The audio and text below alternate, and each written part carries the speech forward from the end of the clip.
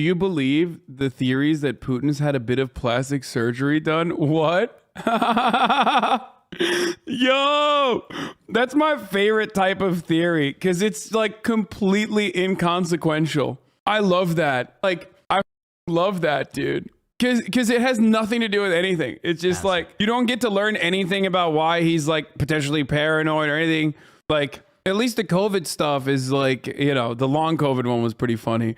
But at least like he's terrified of COVID and he's like isolated himself from the rest of the world. Like that is like a little bit more about like, oh, he's paranoid or whatever. But do you think he got a little bit of work done? That's awesome. Yeah, he got a BBL.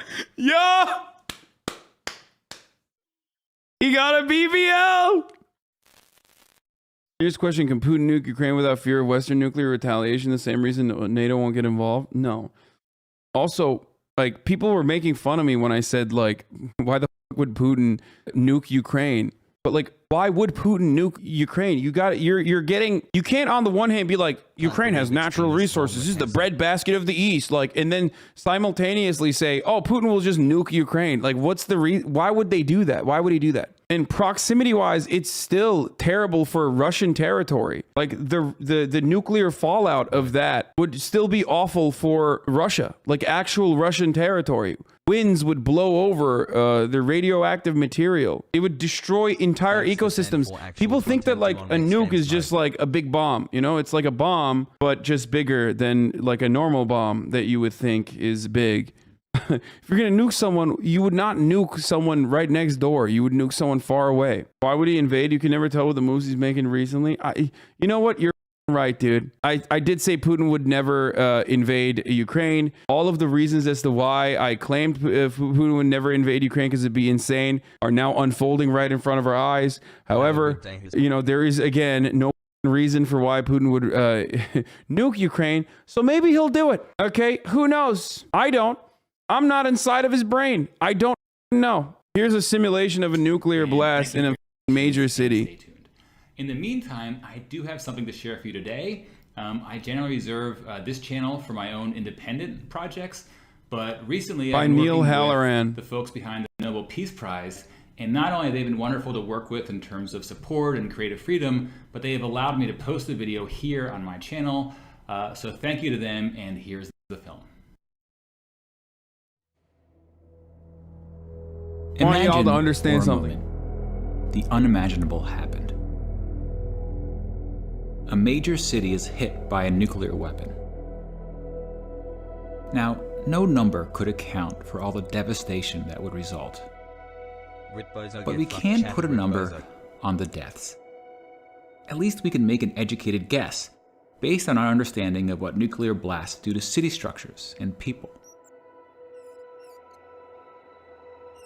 We'll assume the bomb is detonated in the air to maximize the radius of impact, as was done in Japan in 1945.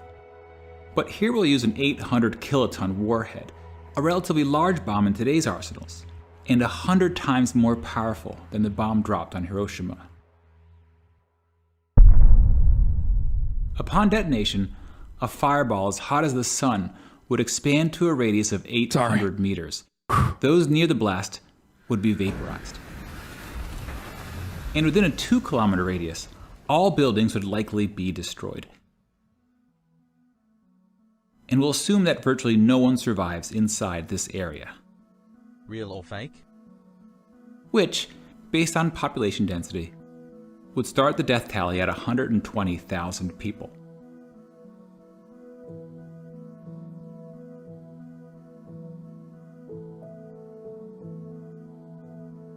As you move further away from ground zero, estimating deaths becomes more complicated. From as far away as 11 kilometers.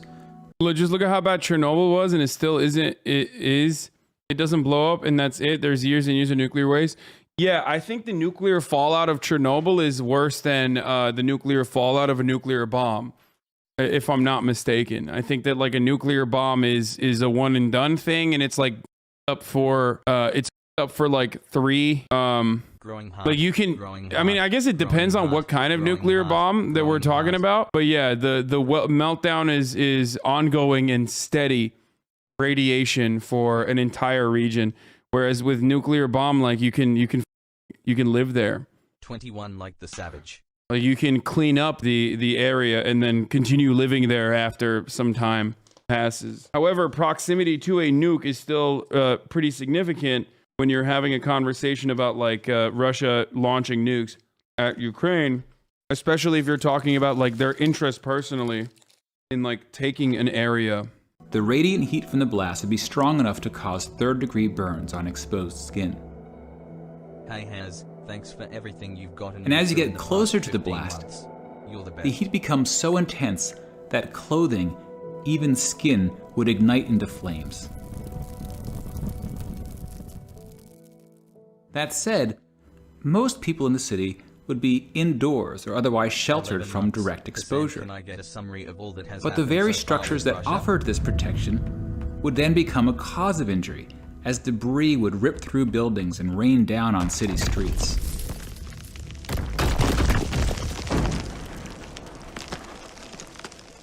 At Hasanabi 6 months without ads. As on a top rough of the hour, estimate, every we can hour assume that just like half the people between 2 and 11 kilometers from the blast are killed, from burns, debris, smoke, collapsed buildings, and radiation sickness, which translates roughly into an additional 500,000 people. Many of these deaths will occur days, even weeks after the attack. Radiation sickness takes about a week to cause death. And much of the dust and ash produced from the explosion will be dangerously radioactive, especially if it originated near ground zero. And the distance the particles travel will depend on the wind and other factors.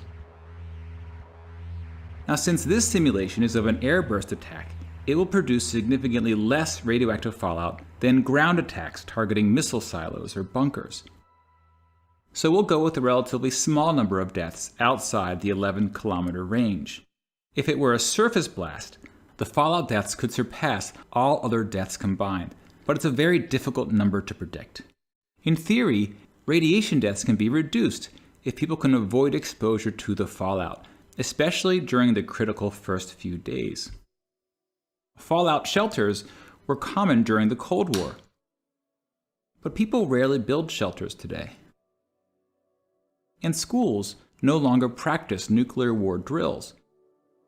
We generally talk less about surviving a nuclear attack. And in a way, it's good that we're less afraid of the bomb now that the Cold War is over. When nations are less on edge, the risk of accidents is arguably reduced. We had a good run, boys. But nuclear weapons remain one of the great threats to humanity.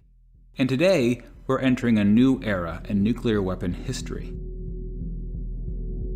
Long-standing nuclear arms treaties are being reassessed, and countries big and small face the prospect of new arms races. 6 months of paying towards my favorite. In part because technology is emerging that may give one side a considerable strategic advantage, notably hypersonic weapons. Current nuclear missiles travel around the Earth at high altitudes, making them visible by radar earlier in their flight.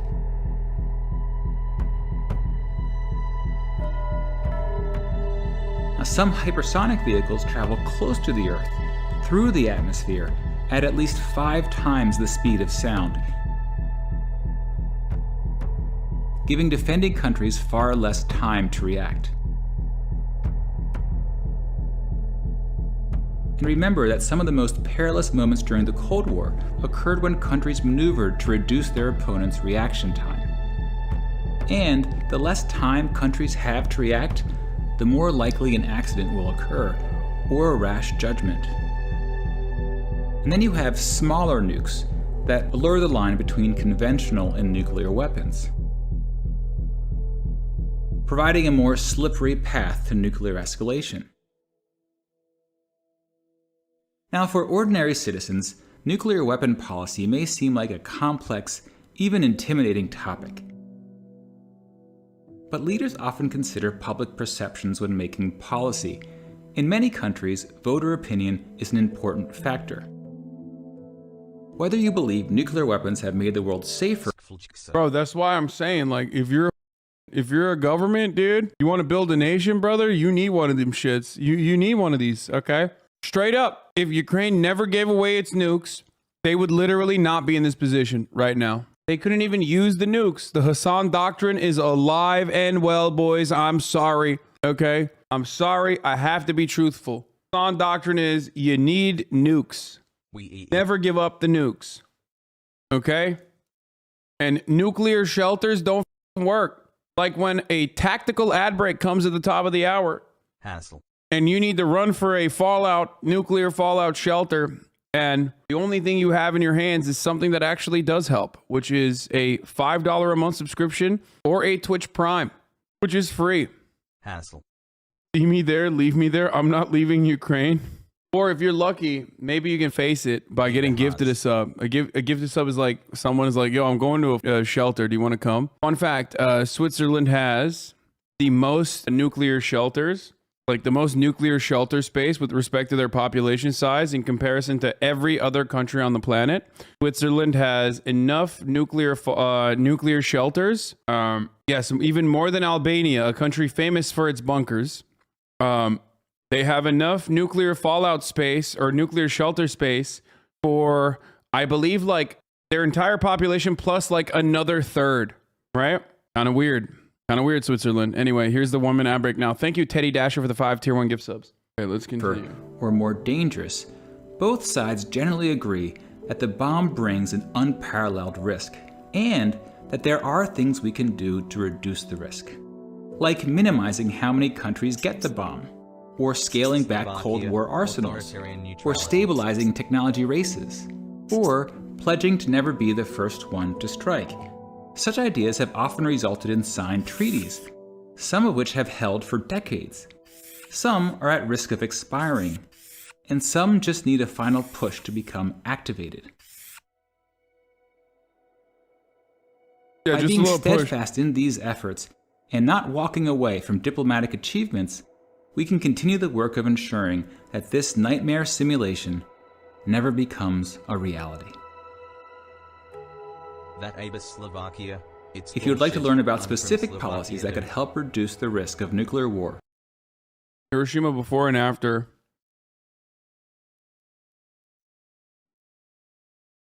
Wait, is this real?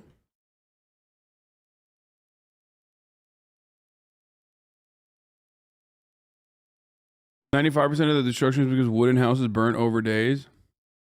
The future $18 million doomsday bunker in Vegas. Okay, dude, I can't do this right now. Russia good actually. Have you been keeping little bottle caps? Yes. A quick video comparing all the nukes in the world size-wise.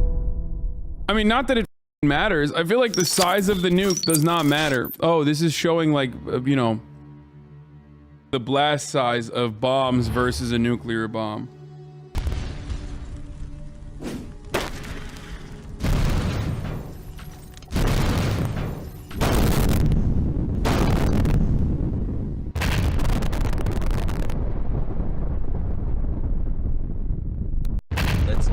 Let's get this news pog. Wow, that's really up that there's a father of all bombs, and that is actually the most powerful one and not the Moab. I thought the Moab was a nuke. No, mother of all bombs, not a nuke. Let me just say something, okay? We're talking a big game about thermobaric bombs and the mother of all bombs and how Russia's gonna use it. You know who used it? I didn't even realize Moab was thermobaric. Thermobarbaric? What? Is that a distinction? I don't even know what the this is.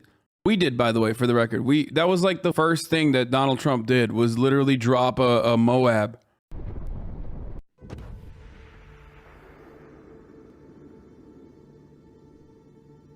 This video kind of sucks. It's just showing like blast radius.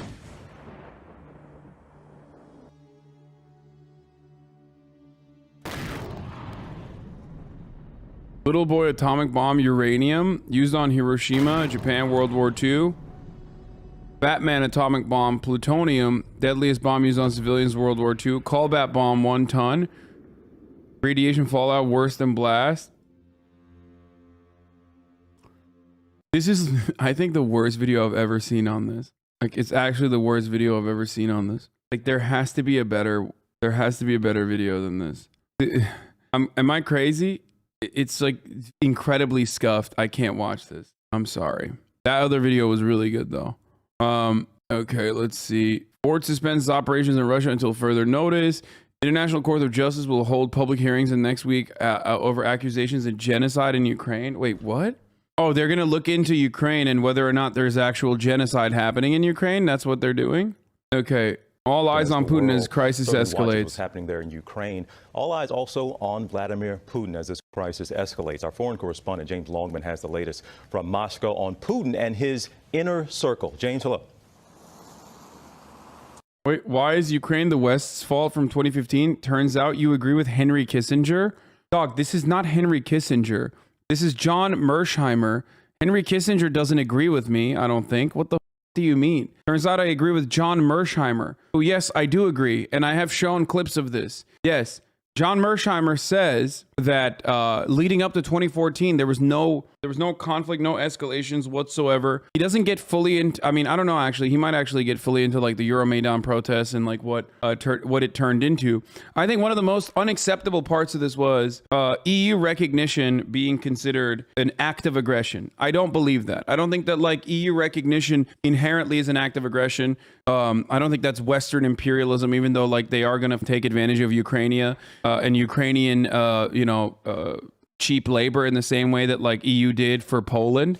But watch this. Shut the Hassle. Wait, Mersheimer in this talks about Kissinger, and Kissinger actually agrees in this. That's crazy. The EU, like Ukraine joining the European Union would definitely be weaponized in the future. Okay, would be weaponized in the future against Russia for sure economically. But that's not what we're talking about. We're talking about NATO, which they never, ever had an interest in allowing Ukraine to join NATO, and yet still kept saying, oh, we're just going to have an open door policy. Kissinger does have a good understanding of world politics. I mean, he's just a brutal genocidal psycho. To settle the Ukrainian crisis start at the end. I'm no fan of Henry Kissinger, but I have to admit, he does have a very realistic understanding of world dynamics. He writes that the West must understand that to Russia, Ukraine can never be just a foreign country. Russian history began in what was called Kievan Rus. The Russian religion spread from there. Ukraine has been part of Russia for centuries. Points out that Ukraine is divided between the West, largely Catholic and speaking Ukrainian, versus the East, largely Orthodox and speaking Russian. Consequently, any attempt by one wing of Ukraine to dominate the other would lead to a civil war or breakup. He wrote this in 2014. This divide means that to treat Ukraine as a part of East-West confrontation would scuttle for decades any prospect to bring Russia and the West, specifically Russia and Europe, into a cooperative international system. He therefore advises the following. A wise U.S. policy towards Ukraine would seek a way for two parts of the country to cooperate with each other. He would seek reconciliation, not the domination of a faction. He's also adamant that Ukraine should not join NATO. Holy I literally agree with Henry Kissinger. This is what the Brad Sage. Broken clock. Oh my God. That's insane, dude. I mean, not to say that like Ukraine has to be a part of Russia. That's not what I'm saying at all. Do not misunderstand what I'm saying. Okay? That's not. But neutralization, a neutral Ukraine would be a prosperous Ukraine. A neutral Ukraine would be allowed to strategically take advantage of Russian. I mean, not anymore, obviously. This is before this invasion, for the record, before this invasion. But I want to annotate that. So pre-Russian invasion developments are very different than post-Russian invasion. Okay, not anymore. But if you were to consider it, if you were to consider the build-up to this invasion and opportunities for neutralization, a neutral Ukraine is a Russian-Ukraine neutrality is not possible. I think that Russia 100% would have not. Russia did not want Ukraine to be neutral. Of course, Russia wanted Ukraine to be weak and dependent on Russia. Certainly. Same with Europe. Same with Europe. Same with the European Union. Same with NATO. None of those motherfuckers care. Okay, let's be real. Please do not think that like America gives a shit about Ukrainian lives. Don't be crazy. They just, I mean, American people might, but the American government does not.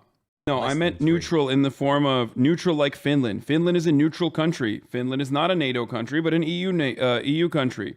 Okay? Finland is what I mean when I say neutral. Okay? And that's, of course, pre-invasion, which is why Finland now has like a 56% or 53% of Finnish people want to join NATO now. So that's so good job to Vladimir Putin on that one. 100% his fault, in my opinion. I wonder why. I wonder why Finland would do that. I wonder why, after years and years of just simply like cooperating, they were like, hey, maybe we should join NATO. I mean, despite how much we are afraid of like Russia pushing back. Anyway, let's continue. Yeah, TJ, announcements on new financial restrictions or penalties come almost daily. One by one, countries and institutions around the world are cutting Russia off. The big question, can any of this stop Vladimir Putin? For Russia, every day of war is a step further into isolation, ever tightening sanctions changing the lives of ordinary people. With the ruble sinking against the dollar, foreign reserves frozen, and a ban on foreign dealings with Russian businesses, France's finance minister this morning saying the West intends to collapse Russia's economy. I don't have that much money, but I took a little bit, but it is worrying. This woman tells me the ATM didn't work for her, but she was able to line up and get cash from the teller. Who do you think is to blame for this? Do you think it's Vladimir Putin or do you think it's us, the West? I support Putin, she says. It's our country. How can I feel otherwise? Another man isn't as lucky as the lady. You don't have any cash? And this bank don't have cash. So you couldn't get cash out of this bank? No have. Why? You know. Protests continue. Now nearly 7,500 people arrested in more than 100 towns and cities across the country. Putin has his support, of course, but this war could turn back 30 years of progress, and not many want that. The Russian Tourist Board says 150,000 Russians are now stranded abroad. Their flights cancelled, their bank cards not accepted. What we're dealing with here is a government that's lying to its people, the people starting to figure out that they have been lied to, but because of the repression in Russia, they don't have very many outlets to express their discontent or to do anything about it. On camera Monday, Putin responding to the newly imposed sanctions on Russia, referring to the West as an empire of lies. And this morning, we're also taking a closer look at Putin's state of mind. Photos of him sitting far apart from his other world leaders and even his own top advisors. Few reports that he's remained isolated in recent years and hunkered down during COVID. So what about his inner circle? Sergei Shoigu, Russia's defense minister, is thought to be closest to him. They've been known to go on hunting expeditions together. Sergei Lavrov, Putin's foreign minister, he may be the public face of the regime, but it's thought not as close to the president. Chief spy Alexander Bortnikov, he's head of the FSB, successor to the Soviet spy agency, the KGB, and apparently a trusted advisor.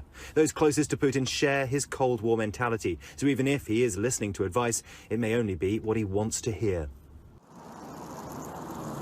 The dangerous truth of this war is that it's not just an existential crisis for Ukraine, but for Vladimir Putin himself. The route he has chosen, this invasion, means failure is not an option. And so the consequences for this country are dire too. George? So clear. Okay, James, thanks very much.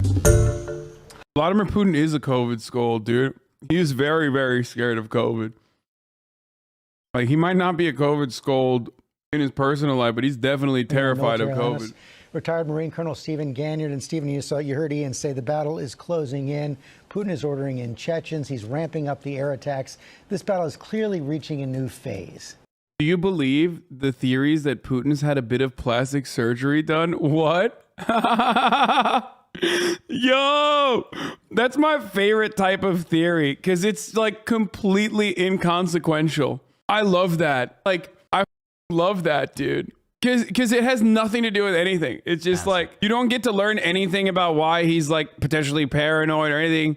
Like, at least the COVID stuff is like, you know, the long COVID one was pretty funny. But at least like he's terrified of COVID and he's like isolated himself from the rest of the world. Like, that shit is like a little bit more about like, oh, he's paranoid or whatever. But do you think he got a little bit of work done? That's awesome. Yeah, he got a BBL. Yeah. He got a BBL.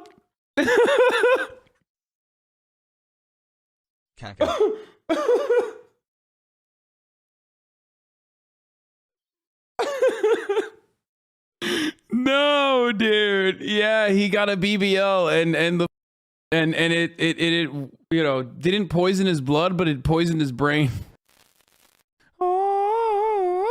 Hey, if you like this video, please subscribe and hit that bell so you don't miss out on any future videos.